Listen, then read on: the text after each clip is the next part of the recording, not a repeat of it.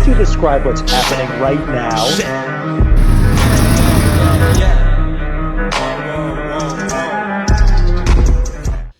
So I was doing a quick analysis this morning on a few off-market lots, both of which are in East Hampton, New York. I thought I would just turn the camera on and walk you through my thinking.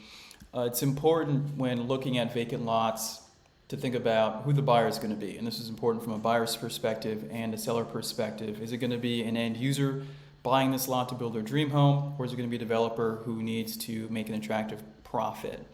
So subject lot today is around this area. It's about 4/10 of an acre. It was first purchased back in 2018 by a gentleman I know. I went to look at it for him to see if it was a good buy, and he purchased it sight unseen. So every 3 or 4 months I like to just check out what are the comparable sales, what's coming on the market, what's sold recently. That kind of will help dictate and influence kind of what the plans are with this lot. Are we going to build a new construction package where designs and permits are in place and a buyer comes in and takes that package to their ideal architect builder and builds out the home? Or is there ever going to be a chance here where there's enough spread or profit for just to sell the lot to a developer or another builder to build it out? So just taking a quick peek this morning, I'm seeing 3 million active sale here, but it's 1.7 acres. I think an existing home built on this lot would trade for about 2 million to 2.25 in this area. Nothing's really traded recently that kind of tells me that you're going to be able to fetch maybe a 2.5 million. So I'm just going to do a quick. So like I said, I think the lot's worth about 600,000 today.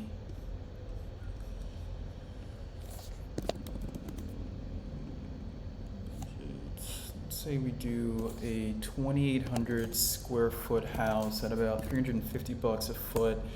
2,800 is above grade, above the dirt, above ground, so there'll be a little bit more home potentially underneath. Just gonna fill these in. Not super accurate, but base case selling scenario. Best case selling scenario I think is a 2.3, and worst case is in 1.850, and that's if things go wrong. So really the important line to be looking at here is potential profits on a base case, best case, and a worst case selling scenario. There's really not enough juice here. Maybe if this is your first project in the Hamptons, you want to take a stab at building a spec home and getting the best case selling scenario, would you maybe try to build this out on spec? I really think and have always felt this is going to be a great lot for an end user and end user to build their dream home for themselves to live in. About a year ago, I recruited my good friend Brian at Distinguished Property Group to put together a few designs based on this lot. It's a very thin 1/4 of an acre, but it's a very shallow lot. So we spent a lot of time thinking about what would be good. And if you're watching this, this is a good thought exercise for you if you've got some dirt. Rope in a developer or designer to put together some plans.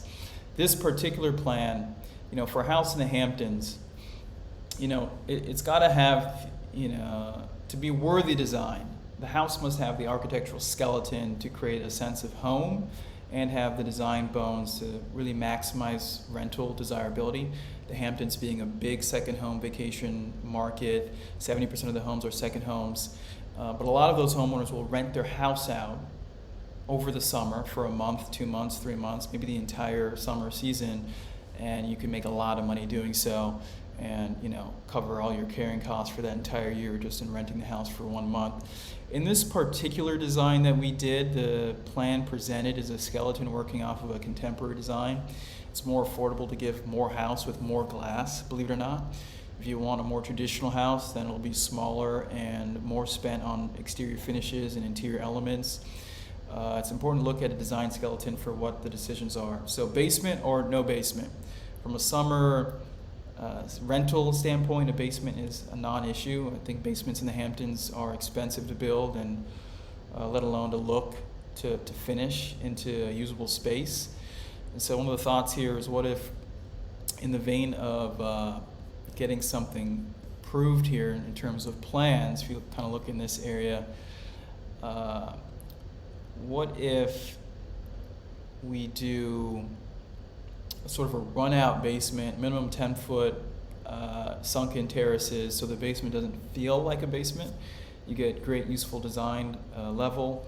With more glass infills, you reduce the basement construction cost by maybe 20 grand. With a 9-foot minimum height and 6 foot below grade or below ground and 3 feet above you, you won't feel like you're living underground. And then you sort of have a 15-foot high main living floor, which means you're essentially building a 1-story dramatic house. Could be a big barn style or a contemporary design, as we kind of did down here. So useful to go through this thought exercise if you have a vacant lot